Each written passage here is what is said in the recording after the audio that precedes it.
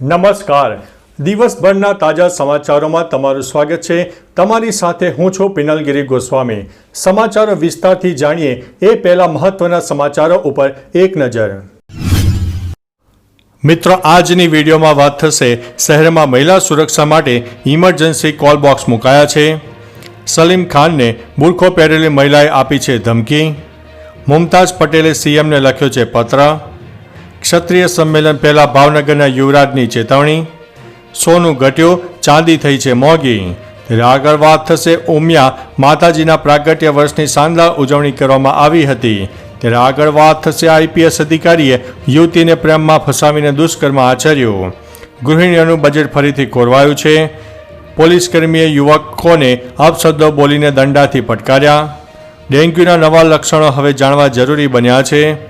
ત્યારે આગળ વાત થશે રાષ્ટ્ર વિરોધી શક્તિઓ સાથે રાહુલના સંબંધો. હવે મિત્રો સમાચારો વિસ્તારથી. ગુજરાતના પૂર્વ મુખ્યમંત્રી અને ભાજપના વરિષ્ઠ નેતા વિજયભાઈ રૂપાણીએ લોકસભામાં વિરોધ પક્ષના નેતા રાહુલ ગાંધી પર નિશાન સાધ્યું છે. તેમણે કહ્યું છે કે રાહુલ વિદેશમાં દેશની છબી ખરાબ કરે છે. રાહુલ પાકિસ્તાની લોકો સાથે બેઠકો કરે છે. રાહુલ પાકિસ્તાનીઓના સંપર્કમાં છે. રાહુલના દેશ વિરોધી શક્તિઓ સાથે સંબંધો છે. આ પહેલાં પણ બીજેપી નેતાઓએ રાહુલ ગાંધીને અમેરિકામાં આપેલા નિવેદનોને લઈને ઘેરી દીધા હતા. મિત્રો, અન્ય મહત્વના સમાચારની વાત કરીએ તો ડેન્ગ્યુના નવા લક્ષણો હવે જાણવા જરૂરી છે. એક અહેવાલ અનુસાર આ વર્ષે ડેન્ગ્યુની પેટર્ન બદલાઈ છે. ડેન્ગ્યુ ઘાતક બન્યો છે. ડેન્ગ્યુની શરૂઆત સામાન્ય તાવથી થાય છે, સાથે માથું અને શરીર દુખે છે. આ વર્ષે નવા સિમ્ટમ્સ મુજબ 3 થી 5 દિવસ સુધી દર્દીને તાવ આવે છે. પેરાસિટામોલ લો તો પણ તાવ જલ્દી ઉતરતો નથી. 3 થી 5 દિવસ તાવ પછી દર્દીને પેટ ભારે લાગે છે, ઉબકા આવે છે, કોઈ વાર ઉલટી થાય છે અને લીવરમાં પણ સોજો આવે છે. પછી મલ્ટી ઓર્ગન ફેલિયર પણ થઈ શકે છે. મિત્રો, અન્ય મહત્વના સમાચારની વાત કરીએ તો પોલીસકર્મીએ યુવકોને અપશબ્દો બોલીને દંડાથી ફટકાર્યા છે. વડોદરામાં પોલીસકર્મીએ નિર્દોષ યુવકોને અપશબ્દો બોલીને દંડાથી ફટકાર્યા હોય તેવી વિડીયો સામે આવી છે. વિડીયોમાં જોઈ શકાય છે કે દંડો લઈને પોલીસકર્મીઓ કેટલાક યુવકોને ફટકારી રહ્યા છે. આ ઉપરાંત પોલીસકર્મી અપશબ્દો પણ બોલી રહ્યા છે. વિડીયો હાલ ખૂબ જ વાયરલ થઈ રહ્યો છે. ઉલ્લેખનીય છે કે હાલમાં જ સુરતમાં પીઆઈ દ્વારા એડવોકેટને લાત મારવાની ઘટના મામલે હાઈકોર્ટે ખખડાવ્યા હતા. મિત્રો, અન્ય મહત્વના સમાચારની વાત કરીએ તો ગૃહિણીઓનું બજેટ ફરીથી ખોરવાયું છે. ગુજરાતમાં ફરીથી ખાદ્ય તેલના ભાવ વધ્યા છે. કપાસિયા તેલના ડબ્બાના ભાવમાં 60 રૂપિયાનો વધારો થયો છે. આ વધારા સાથે કપાસિયા તેલનો ડબ્બો 2020થી 2070 રૂપિયાની આસપાસ થઈ ગયો છે. પામ તેલના ડબ્બાનો ભાવ 1860થી 1865 રૂપિયા થયો છે. નોંધનીય છે કે ભારે વરસાદને કારણે તેલીબિયા પાકોને મોટું નુકસાન થયું છે. આ નુકસાનને કારણે ભાવ વધ્યા હોય તેવી પણ જાણકારી મળી છે. મિત્રો, અન્ય મહત્વના સમાચારની વાત કરીએ તો આઈપીએસ અધિકારીએ યુવતીને પ્રેમમાં ફસાવીને દુષ્કર્મ આચર્યું છે. પોતે અપરિણિત છે તેમ કહીને એક પરિણીત આઈપીએસ અધિકારીએ યુવતીને પ્રેમમાં ફસાવીને દુષ્કર્મ આચર્યું છે. સામે આવેલી માહિતી અનુસાર અપરિણિત હોવાની વાત કરીને યુવતી સાથે સંબંધ રાખ્યા હતા. જોકે દીકરાનો ફોટો સ્ટેટસમાં મૂકતા આઈપીએસનો ભાંડો ફૂટ્યો હતો. આ મામલે યુવતીએ ગૃહમંત્રી, મુખ્યમંત્રી અને ડીજીપી કાર્યાલયમાં લેખિતમાં રજૂઆત કરી છે. તેથી ગૃહ વિભાગે સમગ્ર મામલે તપાસ હાથ ધરી છે.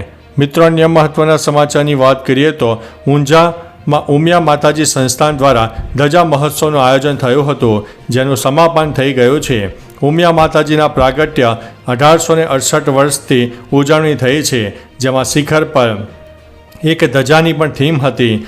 દરમિયાન કડવા પાટીદારોએ પોતાની કુળદેવી ઉમિયા માતાજી માટે 1868 પ્રાગટ્ય ધજા અને 11,111 ધર્મ ધજા ચઢાવી હતી. 7 દિવસ દરમિયાન 16 લાખ કરતાં વધારે લોકોએ મા ઉમિયા માતાજીના દર્શન કર્યા હતા.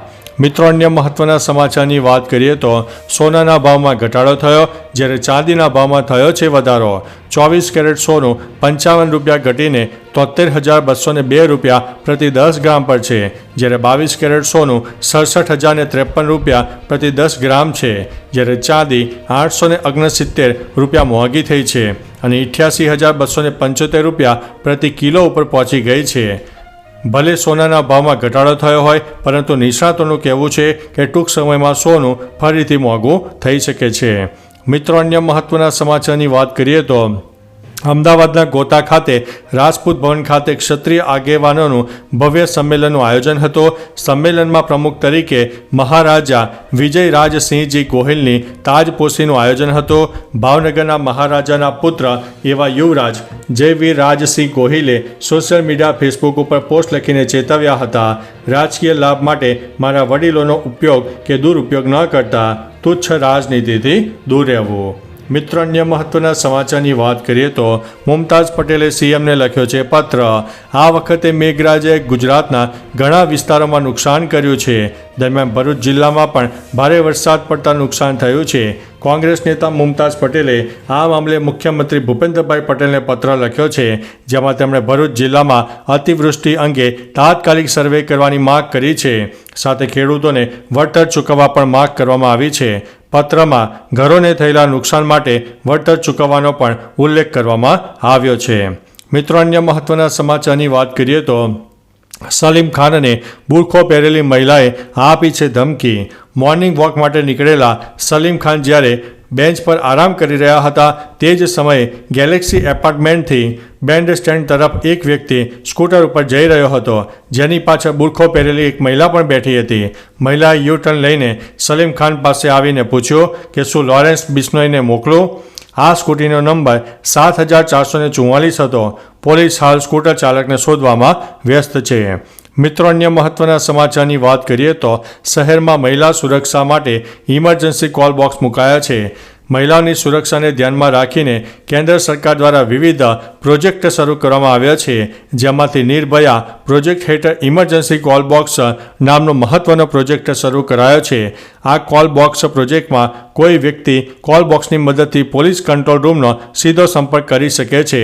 હાલ અમદાવાદમાં 300થી વધુ ઇમરજન્સી કોલ બોક્સ ઇન્સ્ટોલ કરવામાં આવ્યા છે અને પ્રતિદિને 100 જેટલા કોલ પણ મળી રહ્યા છે. તો ચાલો મિત્રો, ફરીથી દેશ અને દુનિયાના સુપરફાસ્ટ સમાચાર લઈને મળતા રહીશો. ત્યાં સુધી અમને રજા આપશો. નમસ્તે.